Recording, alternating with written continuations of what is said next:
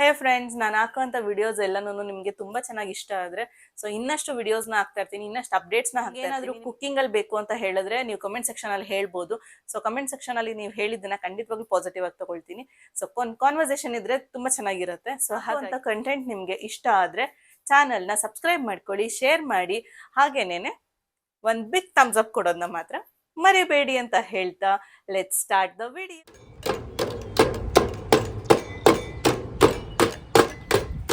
Hey everyone, welcome back to another episode of Rashmi Puneet YouTube channel. Most of them ಕೇಳೋದು ಯಾಕೆ videos ಹಾಕ್ತಾ ಇಲ್ಲ, ಯಾಕೆ videos notification ಬರ್ತಾ ಇಲ್ಲ ಅಂತ.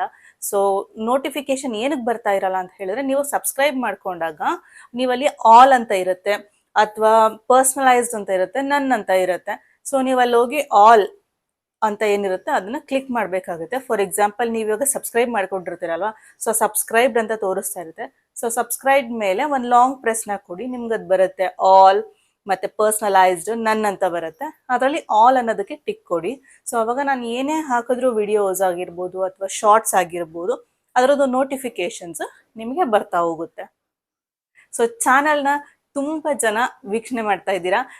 ಮೋಸ್ಟ್ ಆಫ್ ದೆಮ್ ಸಬ್ಸ್ಕ್ರೈಬ್ ಮಾಡ್ಕೊಂಡಿಲ್ಲ. ಸಬ್ಸ್ಕ್ರೈಬ್ ಮಾಡ್ಕೊಳ್ದಂಗೆ ಹಂಗೇನೆ ಬರೀ ನೋಡ್ತಾ ಇದ್ದೀರಾ ಅಷ್ಟೇ ವಿಡಿಯೋಸ್ನ. ತುಂಬಾ ಜನ ಚಾನಲ್ಗೆ ಸಪೋರ್ಟ್ ಮಾಡ್ತಾ ಇದ್ದೀರಾ, ತುಂಬಾ ಖುಷಿ ಆಗ್ತಾ ಇದೆ. ಎಸ್ಪೆಷಲಿ ಶಾರ್ಟ್ಸ್ಗಂತೂ ತುಂಬಾ ಚೆನ್ನಾಗಿ ವಿಡಿಯೋಸ್, ಶಾರ್ಟ್ ವಿಡಿಯೋಸ್ ಅಥವಾ ಶಾರ್ಟ್ಸ್ ಅಂತ ಏನ್ ಬರುತ್ತೆ ಯೂಟ್ಯೂಬ್ ಅಲ್ಲಿ, ಅದು ತುಂಬಾ ಚೆನ್ನಾಗಿ ಹೋಗ್ತಾ ಇದೆ ಅಂತ ಹೇಳೋದಕ್ಕೆ ತುಂಬಾನೇ ಖುಷಿ ಆಗ್ತಾ ಇದೆ. ಬಟ್ ತುಂಬಾ ಜನ ವಿಡಿಯೋನ ಸಬ್ಸ್ಕ್ರೈಬ್ ಮಾಡ್ಕೊಂಡಿಲ್ಲ. ಸಬ್ಸ್ಕ್ರೈಬ್ ಮಾಡ್ಕೊಳ್ದಂಗೆ ಜಸ್ಟ್ ಚಾನಲ್ ಅಲ್ಲಿ ಹಾಗೆ ನೋಡ್ತಾ ಇದ್ದಾರೆ. ಸಬ್ಸ್ಕ್ರೈಬ್ ಮಾಡ್ಕೊಳ್ಳಿ. ನೋಡೋ ಅಷ್ಟು ಜನ ಸಬ್ಸ್ಕ್ರೈಬ್ ಮಾಡ್ಕೊಂಡ್ರೆ ನಮಗೂ ಒಂದು ಪ್ರೋತ್ಸಾಹ ಸಿಗುತ್ತೆ. ಹಾಗೇನೇನೆ ನಿಮ್ಗೆ ನಾವು ಹಾಕುವಂತ ವಿಡಿಯೋಸ್ ನೀಟಾಗಿ ತಲುಪುತ್ತೆ, ನೋಟಿಫಿಕೇಶನ್ಸ್ ಬರುತ್ತೆ ನೀವು ಸಬ್ಸ್ಕ್ರೈಬ್ ಮಾಡ್ಕೊಂಡ್ರೆ. ಅಗೇನ್ ಹೇಳ್ತಾ ಇದ್ದೀನಿ, ಸಬ್ಸ್ಕ್ರೈಬ್ ಮಾಡ್ಕೊಂಡಾಗ ಅದರಲ್ಲಿ ಆಲ್ ಅಂತ ಇರುತ್ತೆ. ಆ ನೋಟಿಫಿಕೇಶನ್ ಅಲ್ಲಿ ಆಲ್ ಅನ್ನೋದನ್ನ ಟಿಕ್ ಮಾಡ್ಕೊಳ್ಳಿ. ಅವಾಗ ನಾನು ಏನೇ ಹಾಕಿದ್ರು ಅದ್ರದ್ದು ನೋಟಿಫಿಕೇಶನ್ ನಿಮ್ಗೆ ಸಿಗುತ್ತೆ. Coming to the topic, summer holidays ನಡೀತಾ ಇದೆ. ಮಕ್ಳದು ಮೇಜರ್ ಇಶ್ಯೂ ಫೋನ್. ಫೋನ್ ಕೊಟ್ಟಿಲ್ಲ ಅಂತ ಹೇಳಿದ್ರೆ ಅವರು ಕೂತ್ಕೊಳ್ಳೋದಿಲ್ಲ. ಫೋನೇ ಬೇಡ ಅಂತ ಫೋನ್ ಕಿತ್ಕೊಂಡ್ರೆ ಮಕ್ಳಿಗೆ ಏನಾದ್ರು ಮತ್ತೆ ಬೇರೆ ಏನಾದ್ರು ಆಕ್ಟಿವಿಟೀಸ್ ಬೇಕಲ್ವಾ. ನಿಮ್ ಸಮ್ಮರ್ ಅಲ್ಲಿ ಮಕ್ಳಿಗೆ ಫೋನ್ ಮತ್ತೆ TV okay, few minutes, few hours, 1 hour, 1.5 hour okay TV. But phone ಅಂತೂ ಅದ್ರ ಸ್ಕ್ರೀನ್ ತುಂಬಾ ಹತ್ರ ಇರುತ್ತೆ. ಮಕ್ಳಿಗೆ ಖಂಡಿತವಾಗ್ಲೂ ಸೇಫ್ ಅಲ್ಲ. ನಿಮ್ ಮನೆಯಲ್ಲಿ ಮಕ್ಳನ್ನೆಲ್ಲ ನೀವು ಹೇಗೆ ಹ್ಯಾಂಡಲ್ ಮಾಡ್ತಾ ಇದ್ದೀರಾ ಅಂತ ಹೇಳಿ. ನಮ್ಮ ಮನೆಯಲ್ಲಿ ನನ್ಗೆ ಟೆನ್ಷನ್ ಇಲ್ಲ, ಯಾಕಂದ್ರೆ ನನ್ ಮಗಳು ಫೋನ್ ತಗೊಳೋದಿಲ್ಲ. ಯಾರಾದ್ರೂ ಕಸಿನ್ಸ್ ಬಂದ್ರೆ ಅವ್ರು ನೋಡ್ಕೊಂಡು ಕೂತಿದ್ರೆ ಪಕ್ಕ ಹೋಗಿ ಕೂತ್ಕೊಂಡು ನೋಡ್ತಾಳೆ. ನೆಕ್ಸ್ಟ್ ಅವ್ರಿಗೂ ಹಿಂಸೆ ಮಾಡೋದಕ್ಕೆ ಸ್ಟಾರ್ಟ್ ಮಾಡ್ತಾಳೆ, ಅದನ್ನ ಆಫ್ ಮಾಡಿಡಿ, ನನ್ನ ಜೊತೆ ಆಟ ಆಡಿ ಅಂತ. ಎಲ್ಲ ಮಕ್ಳು ಇವಾಗ ಫೋನಿಗೆ ಅಡಿಕ್ಟ್ ಆಗಿರೋದ್ರಿಂದ ಸ್ವಲ್ಪ ಅಲ್ಲಿ ಫ್ಲಕ್ಚುಯೇಷನ್ ಅವಳಿಗೆ ಆಗ್ತಾನೆ ಇರುತ್ತೆ. ನಾವು ಫೋನ್ ಅಭ್ಯಾಸ ಮಾಡಿಸಿಲ್ಲ, ಮಿಗ್ದವರೆಲ್ಲ ಫೋನ್ ನೋಡ್ತಾ ಇರ್ತಾರೆ. ಅದಕ್ಕಾಗಿ ಆಲ್ಟರ್ನೇಟಿವ್ ಆಗಿ ನಾನು ಒಂದಷ್ಟು ಅವಳಿಗೆ ಶೆಡ್ಯೂಲ್ನ ಮಾಡಿರ್ತೀನಿ. ಆ ಶೆಡ್ಯೂಲ್ ಏನೇನು ಅನ್ನೋದ್ರದ್ದು ಒಂದೊಂದು ಸ್ಮಾಲ್ ಕ್ಲಿಪ್ಪಿಂಗ್ ನ ತಗೊಂಡು ತಾತನ ಜೊತೆ ಆಟ ಆಡೋದಾಗಿರ್ಬೋದು, ಅಥವಾ ಅವಳೇ ಕೂತ್ಕೊಂಡು ಏನೋ ಮಾಡೋ ಅಂತದ್ದಾಗಿರ್ಬೋದು, ನಾನ್ ಬ್ಯುಸಿ ಆಗಿದ್ದಾಗ, ಅಡಿಗೆ ಮನೆಯಲ್ಲಿದ್ದಾಗ, ಅಥವಾ ನನ್ನ ಕೆಲಸದಲ್ಲಿದ್ದಾಗ ಅವಳ ಕೆಲಸನ ಅವಳು ಮಾಡ್ಕೊಳ್ತಾ ಇರ್ತಾಳೆ. ಅವಳಿಗೆ ಅಂತ ಏನಾದ್ರು ಒಂದ್ ಸ್ವಲ್ಪ ಥಿಂಗ್ಸ್, ಮಕ್ಳಿಗೆ ಯೂಶಲಿ ಏನೋ ನಾವೇನಾದ್ರೂ ಹೊಸ್ತು ಕೊಡಿಸಿದಾಗ ಅದ್ರ ಕಡೆ ತುಂಬಾ ಗಮನ ಇರುತ್ತೆ, ಫೋನ್ ಕಡೆ ಅಷ್ಟು ಗಮನ ಹೋಗೋದಿಲ್ಲ. ನಾವು ಕೆಲಸ ಮಾಡ್ತಾ ಇದ್ರು ಅವರಲ್ಲಿ ಏನೋ ಒಂದು ಡ್ರಾಯಿಂಗ್ ಮಾಡೋದು, ಒಂದು ಪೇಂಟಿಂಗ್ ಮಾಡೋದು, ಒಂದು ಆರ್ಟ್ ಅಂಡ್ ಕ್ರಾಫ್ಟ್ ಮಾಡೋದು, ಏನೋ ಮಾಡ್ತಾ ಇರ್ತಾರೆ. ನಾವು ಅದನ್ನ ಬಿಟ್ಬಿಟ್ಟು ಫೋನ್ ಕಿತ್ಕೊಂಡ್ಬಿಟ್ಟು ನೀವೇನು ಮಾಡಬೇಡಿ, ಫೋನ್ ನೋಡ್ಲೇಬೇಡಿ ಅಂದ್ರೆ ಅವ್ರಿಗೆ ನೆಕ್ಸ್ಟ್ ಏನಾದ್ರು ಆಪ್ಷನ್ ಬೇಕಲ್ವಾ. ನೀವು ನಿಮ್ಮ ಮಕ್ಳನ್ನ ಹೇಗೆ ಎಂಗೇಜ್ಡ್ ಆಗಿ ಇಟ್ಟಿದ್ದೀರಾ ಅಂತ ಹೇಳ್ಬಿಟ್ಟು ಯೋಚನೆ ಮಾಡಿ. ಫೋನ್ನ ಮಾತ್ರ ಕಿತ್ಕೊಂಡ್ಬಿಟ್ಟು ಅವ್ರನ್ನ ಸುಮ್ಮನೆ ಕೂರ್ಸಿದ್ರೆ ಕೂತ್ಕೋತಾರ? ಖಂಡಿತವಾಗ್ಲೂ ನನ್ನ ಮಗಳಿಗೆ ಡ್ರಾಯಿಂಗ್ ಮಾಡ್ಬೇಡ, ಸುಮ್ಮನೆ ಕೂತ್ಕೊಂಡ್ರೇನೆ ಹೇಳ್ತಾಳೆ, ಅಮ್ಮ ಪ್ಲೀಸ್ ನನ್ ಸುಮ್ಮನೆ ಕೂತ್ಕೊಂಡ್ರೆ ಎಷ್ಟೊತ್ತಂತ ಸುಮ್ಮನೆ ಕೂತ್ಕೊಳ್ಳೋದಕ್ಕಾಗತ್ತೆ ಅಂತ. ನಾನು ಇವಾಗ ಮನೆ ಯೂಶಲಿ ಏನು ಮಾಡೋಕ್ಕಾಗಲ್ಲ, ಮಕ್ಳಿದ್ದಾಗ ಮನೆ ಅಂಡುತ್ತೆ. ಮನೆ ಗಲೀಜಾದ್ರೂ ಪರವಾಗಿಲ್ಲ, ಅವಳು ಫೋನು ಮತ್ತೆ ಟಿವಿಯಿಂದ ದೂರ ಇದ್ರೆ ಸಾಕು ಅಂತ ಯೋಚನೆ ಮಾಡ್ತೀನಿ ನಾನು. ನೀವು ನಿಮ್ಮ ಮಕ್ಳನ್ನ ಹೇಗೆ ಎಂಗೇಜ್ ಆಗಿ ಇಟ್ಟಿದ್ದೀರಾ ಅಂತ ಹೇಳಿ. ಸಮ್ಮರ್ ಕ್ಯಾಂಪಿಗೆ ಹಾಕಿದ್ದೀರಾ, ಅಥವಾ ಅಜ್ಜಿ ತಾತನ ಜೊತೆ ಅವರು ಮಕ್ಳು ತುಂಬಾ ಚೆನ್ನಾಗಿದ್ದಾರಾ, ಅಥವಾ ಊರ್ ಕಡೆ ಹೋಗಿದ್ದೀರಾ ಅಂತ. ಯೂಶಲಿ ಸಿಟಿಲಿರೋ ಮಕ್ಳಿಗೆ ಹಳ್ಳಿ ಕಲ್ಚರ್ ಏನು ಗೊತ್ತಿರೋದಿಲ್ಲ. ನಾವು ಅದೇ ತರಾನೇ ಊರಿಗೆಲ್ಲ ಹೋಗಿದ್ವಿ. ಎಲ್ಲದ್ರದ್ದು ಒಂದು ಸ್ಮಾಲ್ ಕ್ಲಿಪ್ಪಿಂಗ್ಸ್ ನ ಹಾಕಿರ್ತೀನಿ, ನೋಡ್ಕೊಂಡ್ ಬನ್ನಿ. ಇದು ಜಸ್ಟ್ ಮನರಂಜನೆಗೋಸ್ಕರ. ನಾನು ಈ ತರ ಮಾಡ್ತಾ ಇದ್ದೀನಿ, ನೀವು ಮಾಡಿ ಅಂತೆಲ್ಲ ಏನು ಹೇಳ್ತಾ ಇಲ್ಲ. ನನ್ ಮಗಳದು ಸಮ್ಮರ್ ರೂಟೀನ್ ಹೇಗಿತ್ತು ಅನ್ನೋದ್ರದ್ದು ಒಂದು ಸ್ಮಾಲ್ ಕ್ಲಿಪ್ಪಿಂಗ್ ಅಷ್ಟೇನೆ. ನೋಡ್ಕೊ ಬನ್ನಿ ಕ್ಲಿಪ್ಪಿಂಗ್ ಏನೇನಿದೆ ಅಂತ ಹೇಳಿ.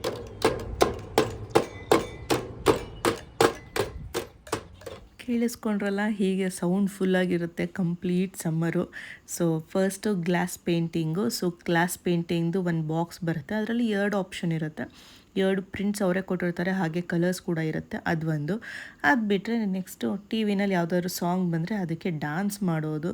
ಸೊ ಡ್ಯಾನ್ಸ್ ಮಾಡೋದು ಬೆಸ್ಟ್ ಆಫ್ ಬೆಸ್ಟ್ ಹಾಬೀಸ್ ಮಕ್ಕಳಿಗೆ. ನೆಕ್ಸ್ಟ್ ಬಂದರೆ ಸೊ ಒಂದು ಕಿಟ್ ಇದೆ. ಈ ಕಿಟ್ನ ಆ್ಯಕ್ಚುಲಿ ನನಗೆ ಸ್ಕೂಲಿಂದ ಕೊಟ್ಟಿದ್ದು. ತುಂಬ ವೆರೈಟಿ ಆಫ್ ಆಪ್ಷನ್ಸ್ ಇದೆ ಇದರಲ್ಲಿ. ಫುಡ್ ಪಿರಮಿಡ್ ಆಗಿರ್ಬೋದು, ಅಥವಾ ಸ್ನೇಕ್ ಆ್ಯಂಡ್ ಲ್ಯಾಡರ್ ಬೋರ್ಡ್ ಆಗಿರ್ಬೋದು, ಅಥವಾ ತುಂಬ ಅಂದರೆ ತುಂಬಾ ಆಪ್ಷನ್ಸ್ ಇದೆ.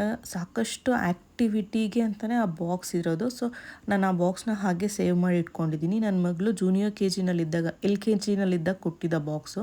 ಈಗ ಅವಳು 3rd ಸ್ಟ್ಯಾಂಡರ್ಡು.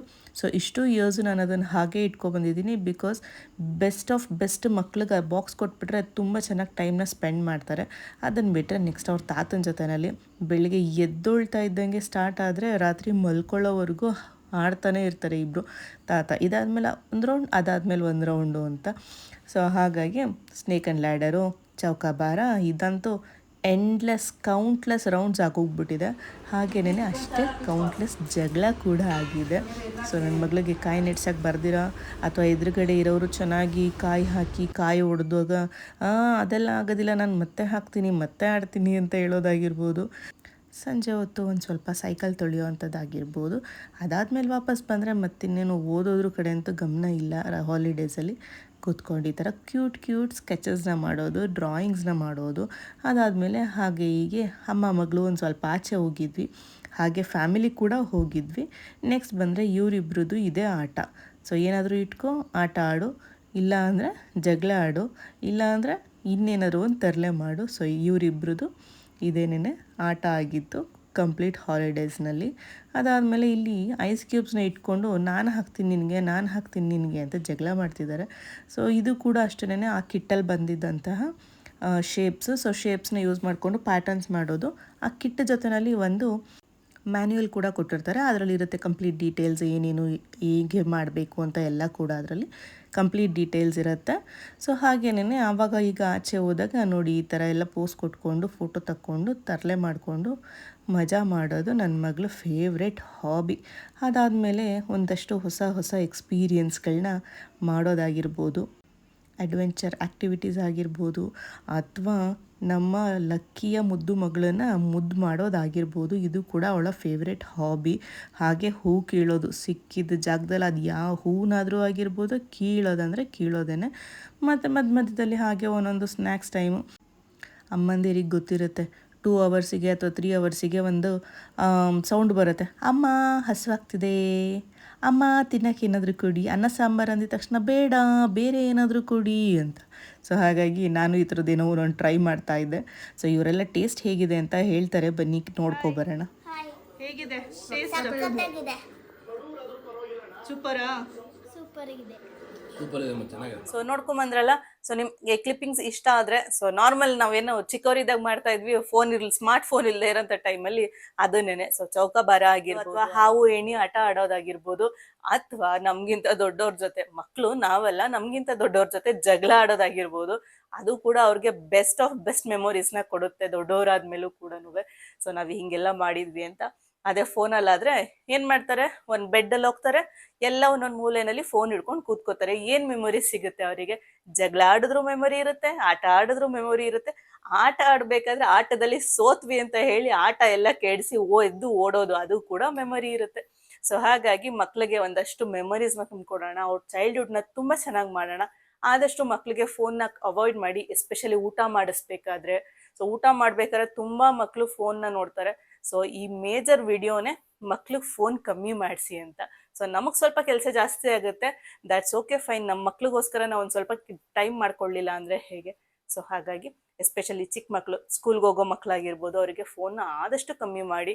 ಊಟದ ಟೇಸ್ಟ್ ಗೊತ್ತಾಗ್ಬೇಕು ಅವರಿಗೆ, ಊಟ ಹೇಗಿದೆ ಅನ್ನೋದು ಗೊತ್ತಾಗ್ಬೇಕು, ಟಚ್ ಅಂಡ್ ಫೀಲ್ ಗೊತ್ತಾಗ್ಬೇಕು. ನಾನು ಎಷ್ಟೋ ಕಡೆ ನೋಡಿದೀನಿ, ಫಂಕ್ಷನ್ಗಳಲ್ಲಿ ಅವ್ರ ಅಪ್ಪ ಅಥವಾ ಅವ್ರ ಅಮ್ಮ ಊಟ ಮಾಡಿಸ್ತಾ ಇರ್ತಾರೆ, ಮಗು ಕೈಯಲ್ಲಿ ಫೋನ್ ಇಟ್ಕೊಂಡು ನೋಡ್ಕೊಂಡು ಕೂತಿರುತ್ತೆ. ಸೊ ಅದಕ್ಕೆ ಏನ್ ತಿಂತಾ ಇದ್ದೀನಿ ಅನ್ನೋದು ಕೂಡ ಗೊತ್ತಾಗೋದಿಲ್ಲ. ಸೊ ಆತರ ಮಾಡ್ಬೇಡಿ. ಸೊ ಮಕ್ಳಿಗೆ ಗೊತ್ತಾಗಿದ್ದಾರೆ, ಅವ್ರ ಸುತ್ತಮುತ್ತ ಏನ್ ನಡೀತಿದೆ ಅನ್ನೋದು ಗೊತ್ತಾಗ್ಬೇಕು. ಸೊ ಆದಷ್ಟು ಫೋನ್ನ ಕಮ್ಮಿ ಮಾಡಿ ಅಂತ ಹೇಳ್ತಾ, ಸೊ ದ್ಯಾಟ್ಸ್ ಇಟ್. ಈ ವ್ಲಾಗ್ನ ನಾನು ಇಲ್ಲೇ ಎಂಡ್ ಮಾಡ್ತಾ ಇದ್ದೀನಿ ಅಂತ ಹೇಳ್ತಾ, ಸೊ ವಿಡಿಯೋ ಇಷ್ಟ ಆದ್ರೆ ಲೈಕ್ ಮಾಡಿ, ಶೇರ್ ಮಾಡಿ, ಸಬ್ಸ್ಕ್ರೈಬ್ ಮಾಡ್ಕೊಳ್ಳಿ. ದಯವಿಟ್ಟು ಸಬ್ಸ್ಕ್ರೈಬ್ ಮಾಡ್ಕೊಳ್ದಂಗೆ ಹಾಗೆ ನೋಡ್ಬೇಡಿ. ಸಬ್ಸ್ಕ್ರೈಬ್ ಮಾಡ್ಕೊಂಡಾಗ ಆಲ್ ಅನ್ನೋ ಆಪ್ಷನ್ಗೆ ಹೋಗೋದನ್ನ ಮರಿಬೇಡಿ. ಆಲ್ ಅನ್ನೋ ಆಪ್ಷನ್ಗೆ ಹೋದ್ರೆ ಮಾತ್ರನೇ ನಾನು ಹಾಕೋ ವಿಡಿಯೋಸ್ ಪ್ರತಿಯೊಂದ್ರದ್ದು ನಿಮ್ಗೆ ನೋಟಿಫಿಕೇಶನ್ಸ್ ಬರುತ್ತೆ ಅಂತ ಹೇಳ್ತಾ have a great day. Bye.